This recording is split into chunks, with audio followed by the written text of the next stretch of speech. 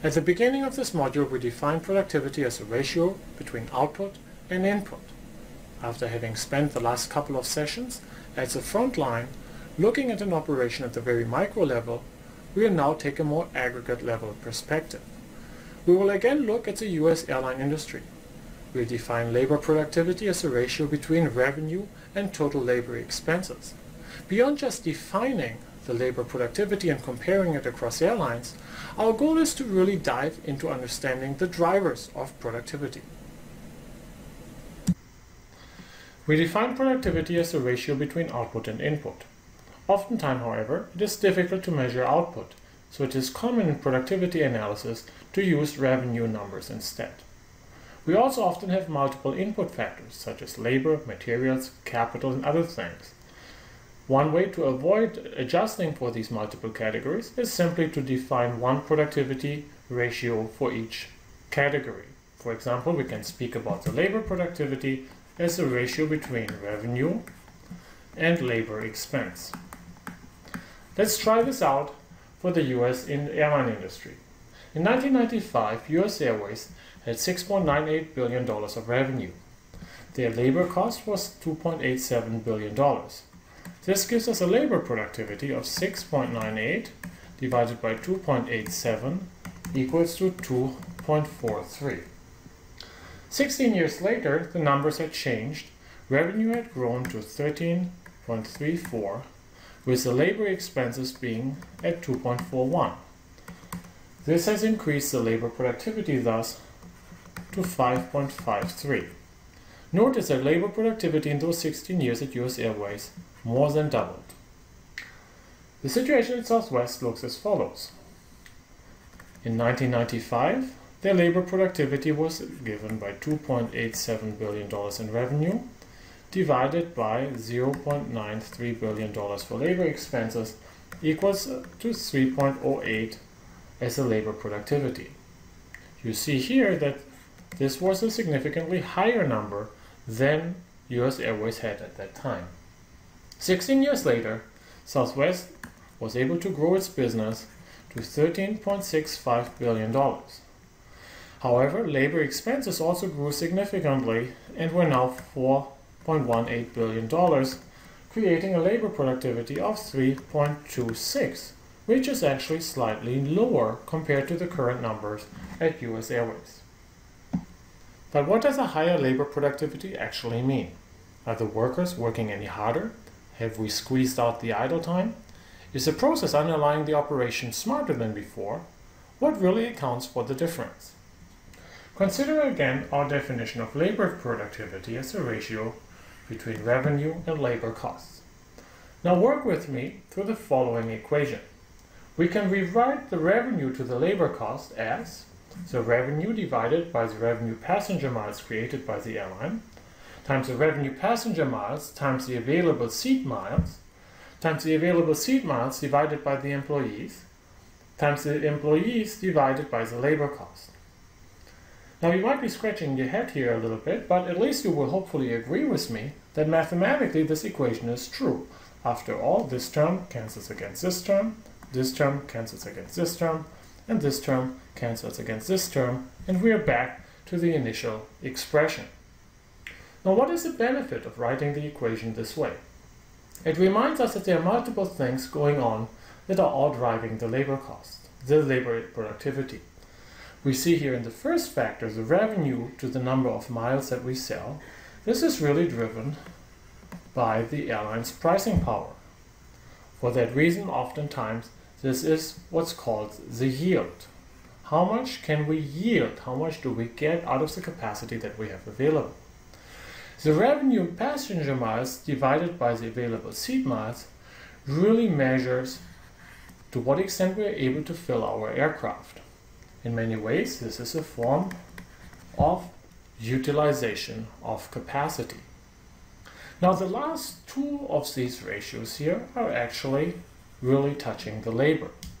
The first of these ratios is how much capacity can we get out of each employee.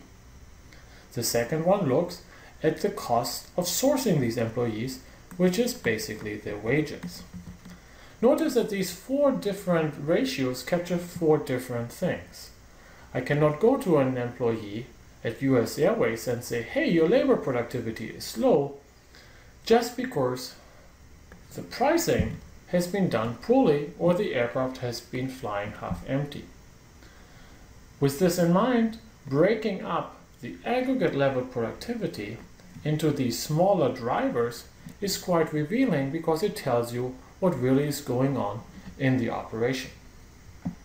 Let's apply our new knowledge by going back to the US airline industry and compare the labor productivity across the big carrier. We said the labor productivity was driven by the ratio between the revenue and the labor cost. So for the case of American Airlines, we're dividing the revenue divided by the labor cost, and we can copy this to the sales of the other carriers. We notice quite some variation, with Frontier getting a labor productivity ratio of 6, and quite interestingly, Southwest being at the bottom of the pack with a productivity ratio of 3.2. We'll then look into the drivers of this effect. We compute the yield as a ratio between the total revenue and the number of passenger miles that were actually sold by the airline. For this, again, we look at the revenue divided by the revenue passenger miles, and we roll this out across all the carriers.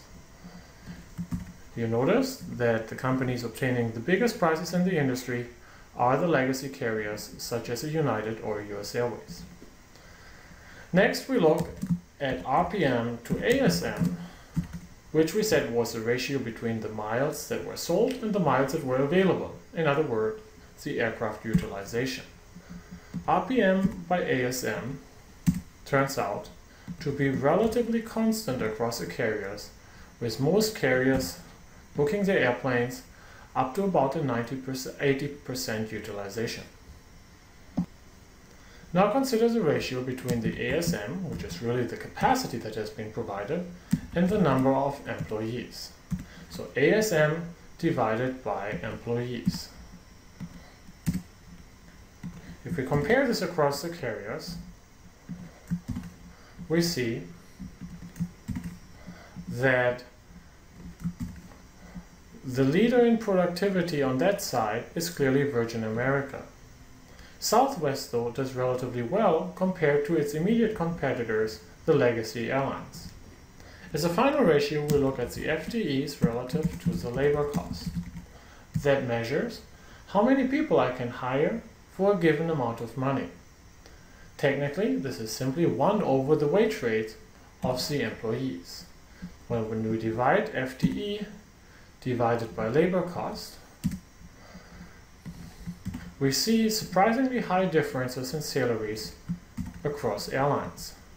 For example, you notice that Southwest by now pays its employees really well. Remember, you have to take 1 over this number to get to the actual wages. This is in sharp contrast to how it was some 15 years ago, where Southwest was paying much lower wages than their competitors. Most of the legacy carriers had gone through bankruptcy and restructuring, and by now are paying their employees significantly less. All these 4 variables together explain variation in labor productivity. So when we say that one company has a higher labor productivity than the other, we really need to be careful in distinguishing between these 4 forces. Measuring productivity using aggregate level data can be easy. However, it also can be misleading. As we saw with the data in the US airline industry, many variables drive labor productivity. Labor productivity is not just under the control of the labor, but things such as the pricing and the fleet utilization have a direct impact on labor productivity. Productivity ratios allow you to take care of these confounding effects and really only measure the labor productivity that you care about. In general, in your work, I would always encourage you to take 2 approaches. First, look top-down, start from the financial and work yourself down into the operations using tools such as the productivity ratios. Complement this with observational data from the front line. Look at the operational data and aggregate them using the tools such as the KPI tree that we saw in an earlier session in this module to look how they're driving financial performance. This way you get a balanced view of your productivity in the operation.